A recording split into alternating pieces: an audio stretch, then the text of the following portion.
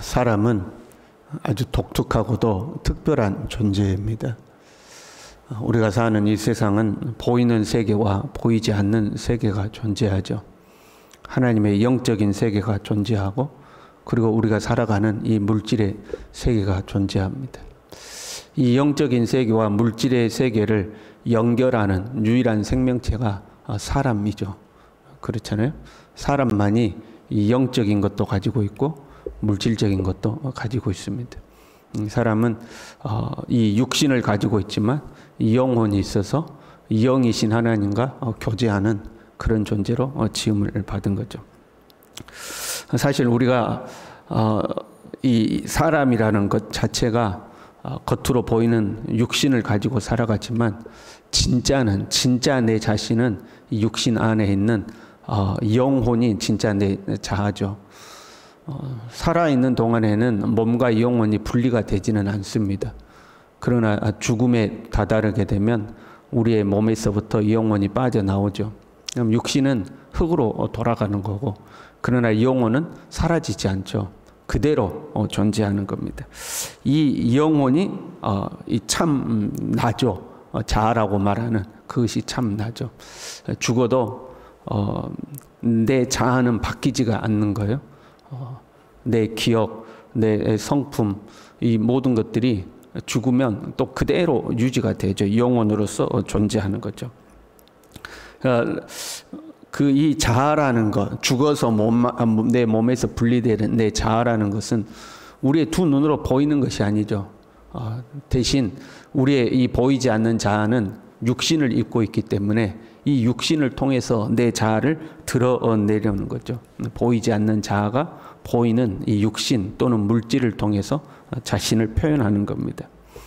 우리가 우리의 외모라든가 우리의 옷차림이라든가 우리의 몸가짐이라든가 이런 것들이 사실은 자기 내면 속에 있는 진짜 자아를 표현하는 겁니다. 사람마다 옷 입는 스타일이 다르고 삶의 스타일이 다 다르고 어떤 태도나 몸가짐이 다 다르잖아요. 그 안에 있는 자아가 다 다르기 때문에 그렇습니다.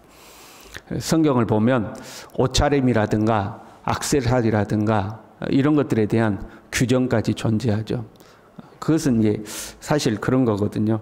내 자아가 겉으로 물질을 통해서 나를 표현하는데 반대로 겉으로 표현되는 것을 제어함으로써 내 자아를 오히려 이제 절제시키는 것이 있는 거죠. 제어하는 거죠. 하나님의 사람들은 경건한 모양으로 살아갈 수 있어야 된다는 거죠. 내 자아를 경건하게 갖고 나가야지 내 자아가 원하는 제 본성대로 살면 안 되니까 내 자아를 제어하기 위해서 겉으로 드러나는 어떤 삶의 방식들에 대한 제어가 있는 거죠. 그 이상을 못 넘어가도록 하는 거죠. 내 보이지 않는 자아를 드러내는 방식이 이제 표현 수단이 물질인 겁니다. 우리가 몸을 입고 살아가는 동안에는 생명을 유지하기 위해서 물질이 필요하죠. 먹어야 사는 거잖아요. 그래서 물질의 공급을 해줘야 돼요. 그러나 생명을 드러내기 위해서만 물질이 필요한 게 아니고 내 자아를 실현하고 드러내기 위해서 내 자아가 사람들에게 존중받고 인정받기 위해서도 물질을 필요로 하는 거죠. 그 물질을 통해서 나를 드러내는 거니까요. 사회가 발전하고 문화가 발전할수록 사람들이 물질을 더 좋아하느냐? 꼭 그런 것만은 아니에요. 물질에 대한 집착은 예수님 당시에도 있었어요. 그래서 예수님이 부자가 천국 가기가 얼마나 힘든 줄 아냐? 그렇게 말씀하셨잖아요. 더 거슬러 올라가면 족장시대에도 물질에 대한 집착이 있었어요. 더 거슬러 올라가면 사람은 타락한 이후부터 물질에 집착하기 시작해요. 그래서 가인이 자기를 위하여 성을 쌓기 시작하죠. 그 가인의 후손 중에 라멕이라는 자가 있는데 그는 이제 아내를 2명을 두기 시작하죠. 소유에 대한 집착이 늘어나기 시작하는 거죠. 어떤 인격의 성숙이라든가 사상과 철학의 깊이가 있다거나 아니면 삶이 절제되고 거룩한 삶을 산다거나 자기를 희생하여 타인을 사랑하는 삶을 산다는가 이런 가치에 의해서 우리의 자아가 평가되는 기보다는 물질의 소유에 의해서 평가가 더 쉽게 되는 거죠. 저 사람은 얼마만큼의 부를 이루었고 얼마만큼을 누리고 살고 어떤 집에 살고 어떤 차를 타고 어떤 직장을 가지고 있고 이런 것들에 의해서 우리가 이제 평가되기가 쉬운 사회잖아요. 그러나 이것을 꼭 나쁘다고는 할 수는 없어요. 그러니까 물질로 나의 노력이라든가 나의 재능이라든가 나의 수고라든가 내가 고생한 결과물에 대한 평가를 하는 거죠. 그런 거잖아요. 내가 남들보다 뛰어난 실력이 있어요. 기술이 있어요. 그럼 월급을 더 많이 받는 거잖아요. 내가 남들보다 물건을 더 많이 팔았어요. 그럼 거기에 대한 보상을 받는 거잖아요. 그걸 다 물질로 하는 거잖아요. 너 그래 실력 있어. 네 실력에 대해서 내가 이만큼의 대가를 지불할게.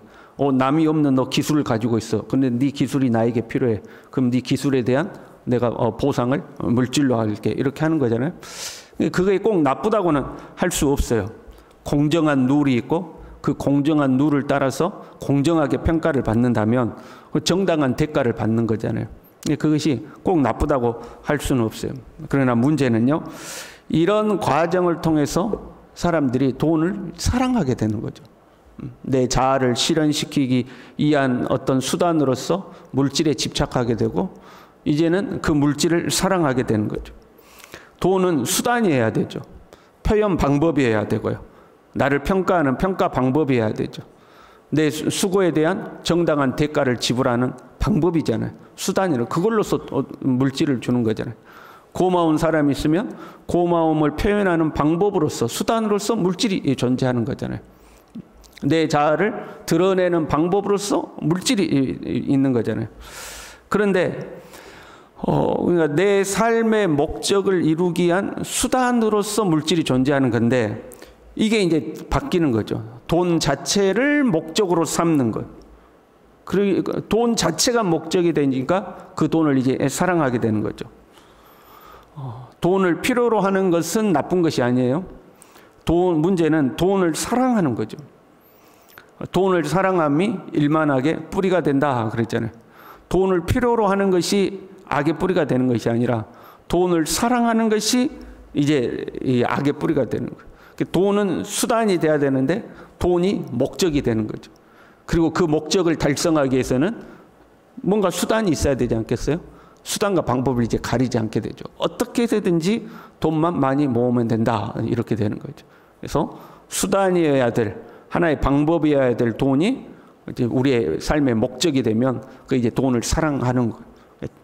이제는 내가 돈을 통치하는 것이 아니라 돈이 나를 통치하게 되죠. 그래서 돈에 이제 매어 살게 되는 겁니다. 우리는 예수님을 믿어요.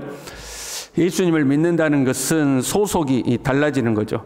우리는 세상에 속하지 아니하고 하나님께 속한 자들이 되었어요. 하나님께 속했다는 것은 삶의 목적, 삶의 지향점이 바뀌었다 하는 것을 의미해요. 이제 우리는 이 눈에 보이는 세상을 목적으로 살지 않고 영원한 하나님의 나라를 목적으로 사는 거죠. 그래서 하나님의 나라와 하나님의 의를 위하여 사는 거죠. 내 자아보다도 나의 주인 되시는 예수 그리스도의 뜻을 이루기 위하여 사는 사람들이 되는 거죠. 더 나아가서 우리가 살아가고 있는 이 땅은 이제 영원하지 않는 것을 우리는 믿는 거죠. 우리가 붙들고 있는 이 물질 영원하지 않는다. 이것은 안개처럼 사라질 것들이다. 오직 하나님의 나라만이 영원하다. 그것을 우리는 믿는 사람들이죠. 그러니까 사라져 버릴 것들, 유한한 것들을 가지고 우리는 영원한 것을 추구하며 사는 거죠. 그렇잖아요. 물질은 유한한 것이에요. 이 유한한 것을 수단으로 해서 영원한 하나님의 나라를 추구하며 사는 거예요. 그래서 너희 보물을 하늘에 쌓아두라. 거기에는 좀이나 동록이 해하지 못하며 도둑이 구멍을 뚫지도 못하고 도둑질도 못해간다. 그러니까 너희 보물을 눈에 보이는 것들, 물질을 유한한 것을 가지고 영원한 하나님의 나라를 바라봐라 하고 우리에게 말씀하신 거죠. 그런데 문제가 뭐냐? 세상 사람들은 그렇게 산다고 해요. 물질에 빠져서 돈을 사랑하고 그 돈을 많이 모으는 것이 삶의 목적이 되어서 그렇게 살아간다고 해요. 그런데 우리는 소속이 바뀌었잖아요. 그 세상에서부터 구원받았잖아요. 그런데 하나님의 사람들조차도 돈을 목적으로 삼는 거죠. 이것이 말세에 고통하는 때다 하는 거죠. 이것이 타락이다 하는 거죠. 하나님의 사람들조차도 돈이 목적이 되는 거예요. 그런데 그 앞에 뭐가 있었어요? 자기를 사랑하며 그 다음에 돈을 사랑하며. 자기를 사랑하는 것이, 내 자아를 사랑하는 것이, 자기 중심적인 것이 내 자아는 눈에 보이지 않으니까 눈에 보이는 물질로서 드러나기 시작하는 거예요. 그래서 돈을 사랑하는 거예요. 하나님의 사람들이요, 돈을 사랑하는 것은 하나님의 나라를 목적으로 돈을 수단으로 사용해야 되는데 이게 바뀐 거죠. 돈을 목적으로 하나님의 나라를 수단으로 사용하는 거예요. 돈을 목적으로 경건을 수단으로 사용하게 된다 하는 거죠.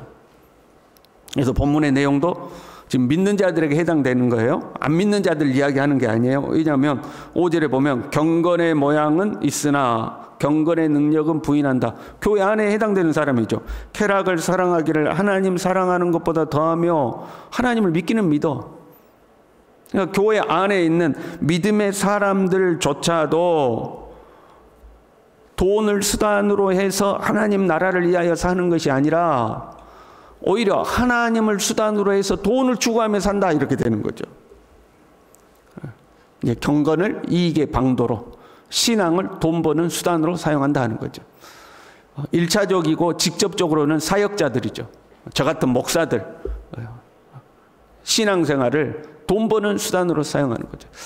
여러분 저도 돈 벌려면요 막 교회에다가 소문내고 강사로 한번 불러주라고 그러고 뭐 부흥회 초청해 주라고 그러고 뭐 그렇게 막 그래도 싸돌아 다니면 뭐 한 군데라도 더 불러주지 않겠어요? 막 돈을 위해서 말씀을 전하는 거죠. 다 돈을. 내가 막 알고 있는 하나님을 전하고 싶고 하나님의 말씀을 가르치고 싶고 사람들을 하나님의 사람으로 바로 세우고 싶고 그래서 말씀을 전하는 게 아니라 어떻게든 그렇게 하면 사례비 주겠지, 돈 주겠지, 내 인기가 올라가면 뭐 사례도 올라가겠지. 이제 그런 1차적으로는 이제 사역자들이죠. 이 경건의 삶조차도 돈 버는 수단으로 사용하는 거죠. 성도들은 그런 사역을 하는 것은 아니니까 성도들은 이제 기복신앙이 되는 거죠. 돈을 위해서 하나님이 필요한 거예요. 내가 하나님, 나를 사랑하신 하나님, 나의 주인 되신 하나님, 나를 위해서 독생자를 아끼지 아니하신 하나님, 그 은혜가 감사해서 내가 하나님을 섬기고 하나님을 사랑하고 하나님을 기쁘시게 해드리고 이게 아니라 하나님 가려운 거 살살 긁어가지고 잘 하나님 꼬셔가지고 하나님 나를 축복하셔가지고 내가 돈을 좀 벌어봐야 되지 않을까. 그러니까 하나님이 나를 축복하는 하나의 수단이요 방법이 되는 거죠. 그래서 하나님을 위해 존재하는 것이 아니라 하나님이 나의 돈벌이 수단으로 바뀌는 거죠. 그게 타락인 거예요. 그게 돈을 사랑하는 거예요. 디모데전서 6장 6절에 이렇게 말씀했었어요. 자족하는 마음이 있으면 경건은 큰 이익이 되느니라. 내게 주어지는 것에 자족하고 감사하라 하는 거죠. 그리고 그 다음 8절 말씀에 우리가 먹을 것과 입을 것이 있은즉 족한 줄로 알 것이니라. 현재의 삶에 감사하고 만족하는 거죠. 그 다음 11절에 이렇게 되어 있었어요. 오직 너 하나님의 사람아 이것들을 피하고 의와 경건과 믿음과 사랑과 인내와 온유를 따르며 경건을 이익의 방도로 생각하는 것들, 거기에서 분쟁과 다툼과 시기와 질투와 온갖 것들이 나오는데 교회 안에 이 사역자들 간에 갈등이 나오고 그러는데 너는 이것들을 피하고 의와 경건과 믿음과 사랑과 인내와 온유를 따르며 이렇게 되어 있죠. 근데 우리 이제 디모데후서 2장 22절에 보면 너는 청년의 정욕을 피하고 똑같이 피하라고 되어 있죠. 물질을 삶의 목적으로 삼는 그것도 하나의 이제 청년의 정욕에 들어가는 거예요. 그걸 피하라 하는 거죠. 그리고 주를 깨끗한 마음으로 부르는 자들과 함께 의와 믿음과 사랑과 화평을 따르라. 눈에 보이는 가치를 따라가지 말고 눈에 보이지 않는 가치, 의와 경건과 믿음과 사랑과 인내와 온유, 눈에 보이지 않는 가치를 따르라. 눈에 보이는 가치로 네 자신을 드러내려 하지 말고 그걸 통해서 사람들에게 존중받고 그걸 너의 삶의 목적으로 삼지 말고 눈에 보이지 않는 가치로 그것으로 사람들과 하나님 앞에 인정받을 수 있는 그런 사람이 되어야 된다 하는 거죠. 그래야 돈을 사랑함에 빠지지 않게 되는 거죠. 그 다음에 이렇게 되어 있어요. 이 같은 자들에게서 네가 돌아서라. 경건의 모양은 있으나 경건의 능력은 부인하니 이 같은 자들에서 네가 돌아서라 하는 거죠.